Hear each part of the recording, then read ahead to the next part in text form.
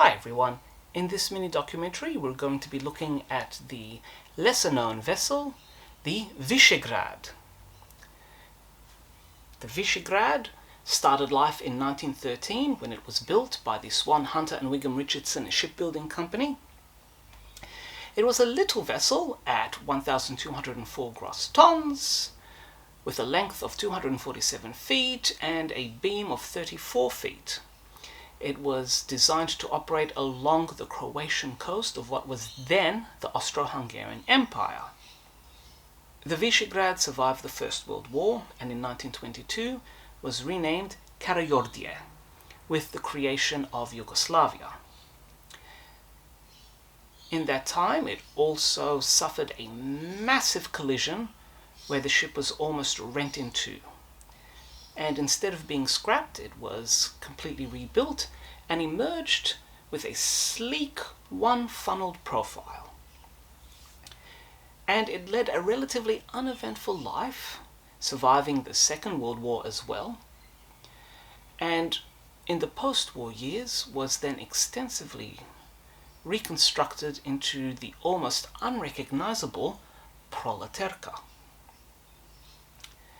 A truly superb reconstruction effort, giving the ship a modern profile and completely covering its pre-World War I hull origins. Even the counter stern was plated over and a raked bow was added.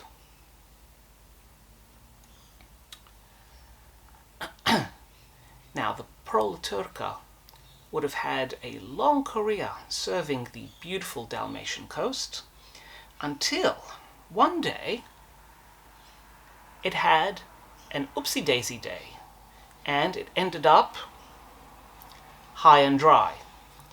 The circumstances of how the Proleterka ended up in this rather embarrassing position,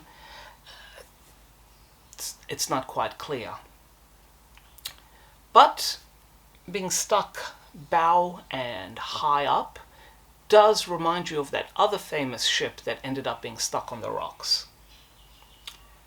However, in the case of the Proleterka, this was a career-ending event.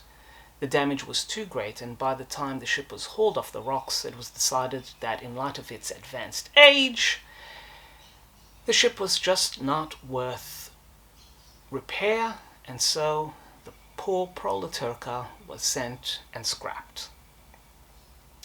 This dedicated ferry served for over 40 years on the turbulent but beautiful Dalmatian coast.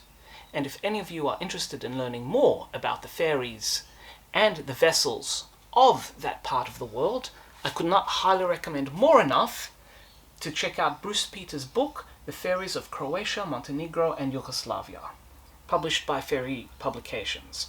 And if you would like a review of this book, let me know in the comments below.